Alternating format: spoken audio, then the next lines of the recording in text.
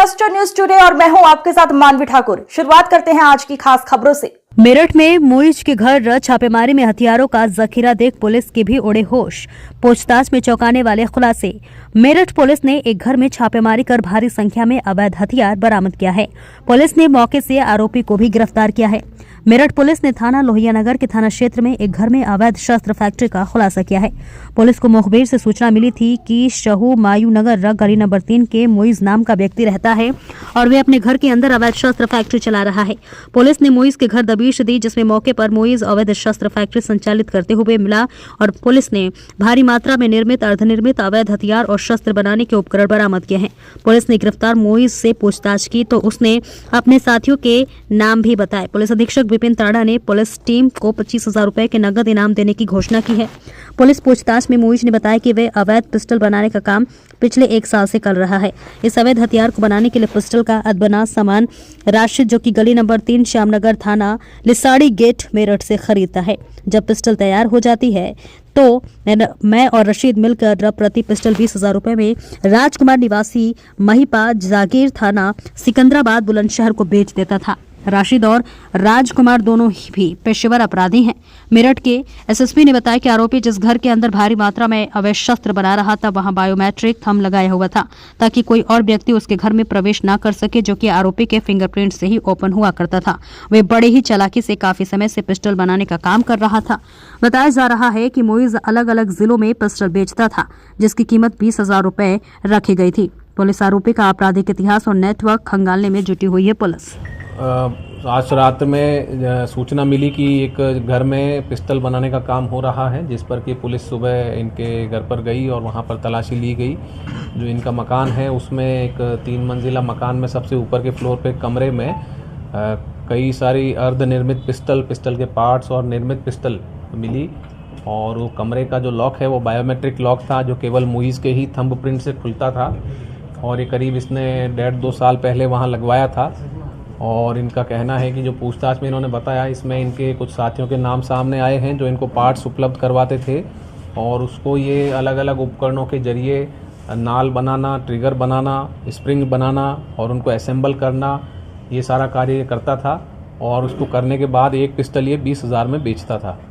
इन्होंने अभी तक कितनी पिस्टल बेची हैं और किन किन लोगों को बेची है, इसकी जानकारी की जा रही है। प्रथम दृष्टया जो सामान मिला है उससे प्रतीत होता है कि बड़े स्तर पर ये काम करते हैं और इनके जो साथ में अपराधी रहे हैं उनकी भी पुलिस जांच कर रही है। और उसमें से कुछ लोगों के नाम सामने आए हैं जिनके लिए पुलिस टीम में गिरफ्तारी हेतु लगाई है, जिसमें कि बुलंदशहर के और मेरठ के भी कुछ लोग हैं। और ये पिस्टल कहाँ कहाँ बेचे हैं इसकी जानकारी की जा रही है।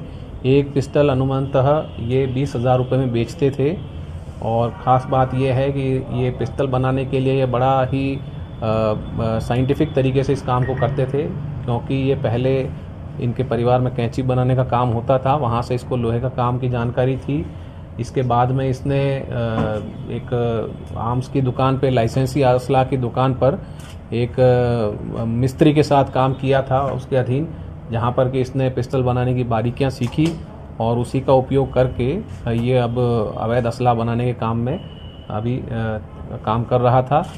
काफ़ी संख्या में इससे माल मिला है। जो माल मिला है उसकी भी जाँच की जा रही है, कहाँ से आया है, और जो इन्होंने आज तक बेचा है उसकी भी जांच पड़ताल की जा रही है। अलग अलग टीमों ने इनसे पूछताछ की है और इनके ऊपर गंभीर धाराओं में मुकदमा दर्ज कर इन्हें जेल भेजा जा रहा है। सर, किस तरीके से कस्टमर को यहाँ पर लाते थे और बेचते थे? जी, जो ये व्यक्ति है ये केवल निर्माण का कार्य करता है। इसका आगे पूरा एक नेटवर्क है जिसके जरिए ये पार्ट्स आते भी हैं इसको, और जो पूर्णतः निर्मित पिस्टल है वो आगे बेची भी जाती है।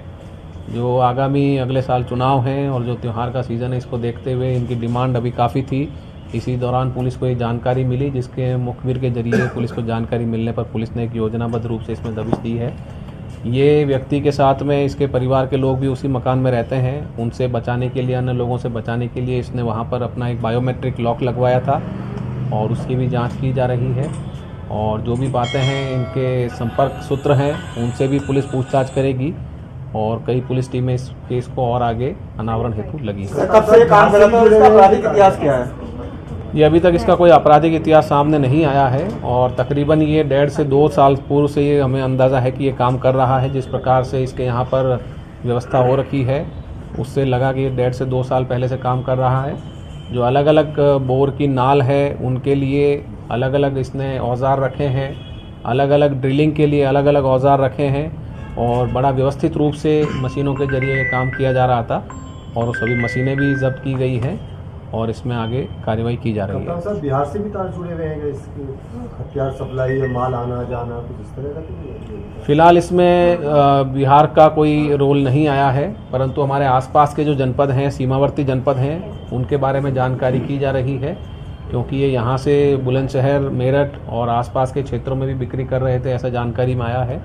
इनसे पूछताछ की जा रही है, अलग अलग टीमें भी लगी हैं जो पूछताछ कर रही हैं और जो इनके साथी हैं उनको गिरफ्तार करने के लिए भी पुलिस टीमें लगी हैं। शीघ्र ही इसमें और जो भी तथ्य सामने आएंगे उनके आधार पर अग्रिम कार्रवाई की जाएगी। पुलिस टीम ने बहुत अच्छा कार्य किया है और पुलिस टीम को कार्य करने वाली पुलिस टीम को 25,000 रुपये पुरस्कार मेरी तरफ से है इसमें, लोहिया नगर थाना क्षेत्र पुलिस।